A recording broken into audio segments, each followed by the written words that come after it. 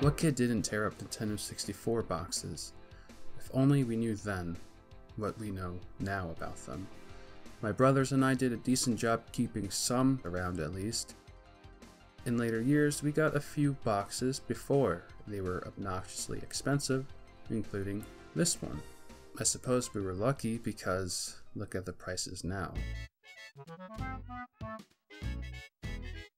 There was no other company better than Rare when it came to exclusive content on Nintendo consoles from a third-party developer. Nintendo really dropped the ball with them though. Now, how could they let this team behind Donkey Kong Country, Banjo-Kazooie, Killer Instinct, and countless others go, including Conker's Bad Fur Day? It's a great platforming, single-player game about a hungover squirrel trying to get home, but it had a great multiplayer with up to 4 players, lots of great modes, death matches, races, objectives, that Nazi bear beach mode. I had hours of fun with that. It's a heavy M-rated game, probably the most M-rated game on a Nintendo console, and people would say Nintendo was just for kids.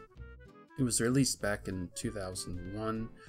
It was one of the last bigger N64 titles I remember ever owning and playing. I mean, the PS2 was already available, so many gamers moved on to that. The GameCube and Xbox were right around the corner as well, so it was at a time when people were perhaps not as heavily invested in the Nintendo 64. I do remember this one always being one of the more expensive games though in later years, so I'm not completely surprised, but yeah, it was never this much. These cartridges. People need to be aware that they are very easy to reproduce and can certainly trick people. They're sold on websites like eBay, usually for very cheap. Most of the time they are listed as a reproduction or repro. Basically, if you see this game, or really any cartridge-based games, way cheaper than the usual price, just realize it's probably a reproduction. But what's to stop anyone with this and then sell it for $100 or whatever, with maybe saying it's a repro in small font in the description, hoping someone will take the bait? Or maybe just listing this for $100 without mentioning it anywhere. So let's take a look here.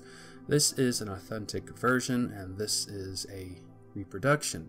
Some things are pretty obvious. Label placement or color always looks off.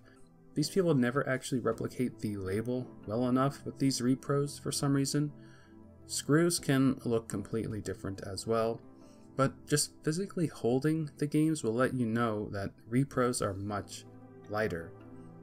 The game board itself has some major differences that you can read about online, so if you really aren't sure, just open them up.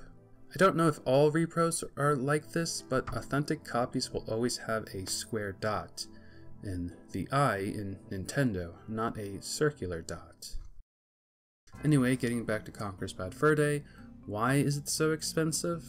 When you compare it to other expensive 64 games like Goemon's Great Adventure or Legacy of Darkness, chances are most people have at least heard of Conker's Bad Fur Day, which made me surprised to find out it sold so poorly. Maybe with the Nintendo 64 slowing down in favor of the GameCube that same year, maybe that hindered the sales, or maybe it's the M rating, but I mean, I played it, my friends played it, so I don't think M ratings even really prevent sales most of the time.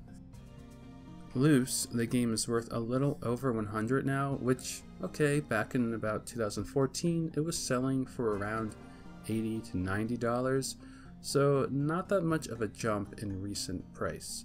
Complete in the box was selling for around $150, but in the past 2 years has shot up above $300.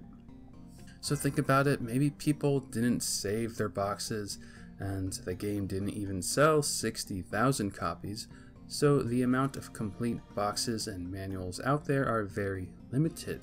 It is pretty rare, which definitely factor into a higher price tag. On a side note, that doesn't explain how games in the Pokemon series are worth hundreds, but let's save that for another day.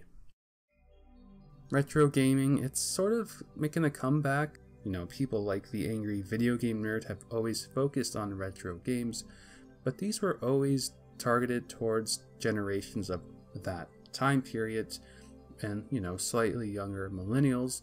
Now we have much younger audiences who, for the most part, never played many of these types of games, and discovering them through platforms and influencers that actually matter to them. Also, of course, the pandemic, it put a halt on a majority of people's lives, work, school. Yeah, you're stuck at home, and you know, I remember wasting 2 weeks of my life playing Cyberpunk when that came out, trying to convince myself that it was a good game. So I think most people were thinking, let's get some old games that are actually good. All of that contributes to these higher game prices. More people are buying these things, so rather than having a game sit on eBay for weeks at a price of $60, people are going to start buying them, so everyone raises the price. And yes, it's people taking advantage of others. I guess we shouldn't have complained about prices back in 2010.